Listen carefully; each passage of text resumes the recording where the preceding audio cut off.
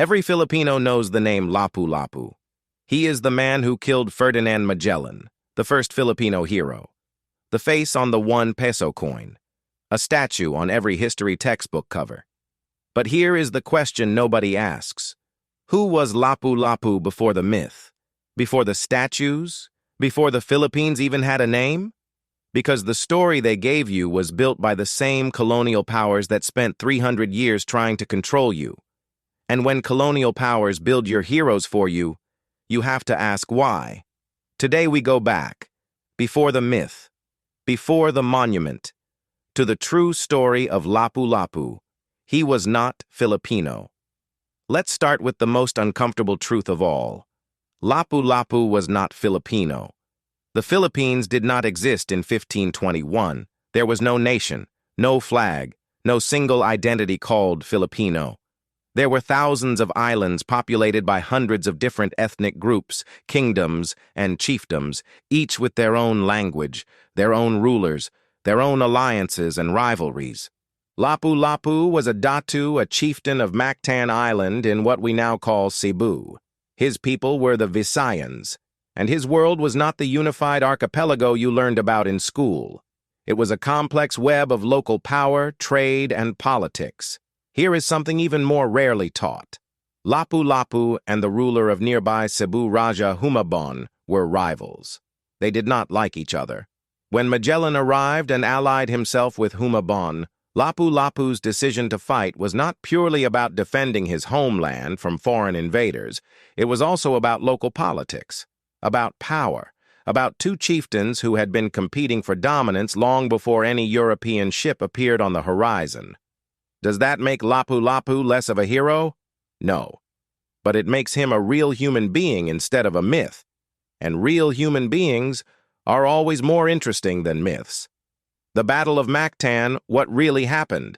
April 27, 1521. Mactan Island. Ferdinand Magellan.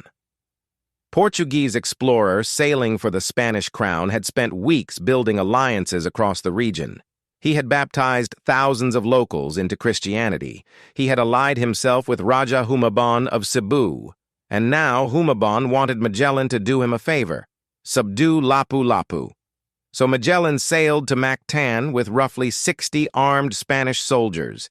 He was so confident in Spanish military superiority that he reportedly refused reinforcements from Humabon's warriors. He wanted the victory to belong to Spain alone. What he found on the beach of Mactan was not a disorganized group of island villagers. He found over 1,500 warriors waiting for him. The Spanish forces were immediately overwhelmed. What followed was not a glorious battle, it was a disaster for Magellan. His men struggled to move through shallow, coral reefs in their heavy armor. The warriors of Mactan attacked from all sides. They targeted Magellan specifically because they understood that killing the leader would break the Spanish advance. Magellan was struck by a bamboo spear, then by multiple warriors at close range. He died on that beach, surrounded by his enemies, while most of his own men retreated to their ships. Here is what the textbooks almost never mention. Antonio Pigafetta, the Italian scholar who sailed with Magellan and wrote the only first-hand account of the voyage, described Magellan's death in detail. But he never once clearly records the name of the warrior who killed him. The image of Lapu-Lapu personally driving a spear through Magellan is largely a legend constructed much later. What is certain is this: Lapu-Lapu commanded the force that defeated and killed Magellan.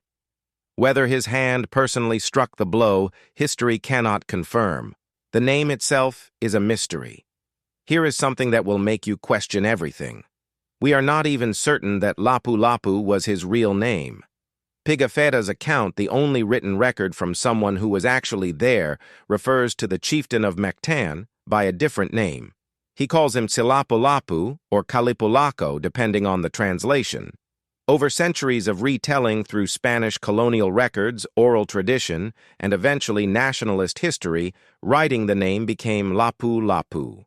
Some historians believe Lapu-Lapu may have actually been a title or a description rather than a personal name. In Old Visayan, Lapu-Lapu also refers to a type of grouper fish, a creature known for being territorial and aggressive in defending its home waters. Whether that connection is meaningful or coincidental, nobody can say for certain. What we know is that the name Lapu-Lapu, as we use it today, was shaped and standardized largely during the American colonial period and the early years of the Philippine Republic, when nationalist historians were actively searching for pre-colonial heroes to build a Filipino identity around. They needed someone, and the chieftain of Mactan, whoever he truly was, became that someone. What happened to him after Magellan? Here is perhaps the biggest gap in the entire Lapu-Lapu story. We have no idea what happened to him after the Battle of Mactan. He simply disappears from the historical record. No Spanish account tracks him down. No subsequent explorer mentions him. No oral history reliably records his death, his descendants, or the fate of his chiefdom. He defeats one of history's most famous explorers, kills him on a beach in front of his own men, and then vanishes completely. For a man elevated to the status of national hero, that silence is extraordinary. Some folk traditions in Cebu claim that Lapu-Lapu never died, that he became an encanto, a spirit, still guarding the shores of Mactan. Others claim his bloodline survives in certain Visayan families to this day. None of these claims have been historically verified. The man who struck the first blow against Western colonialism in Southeast Asia, and we cannot tell you where he is buried. We cannot tell you if he had children. We cannot tell you what he did the day after the battle. History swallowed him whole. Why they built the myth? So if so much of the Lapu-Lapu story is uncertain, why is he everywhere? Why is he on the coin? Why is there a city named after him? Why does every Filipino child learn his name before almost any other from that era? Because every nation needs an origin story. And every origin story needs a hero at the beginning. When Filipino nationalist thinkers in the late 1800s and early 1900s began constructing a national identity, they needed to prove that resistance to colonialism did not begin with the Katipunan or Jose Rizal.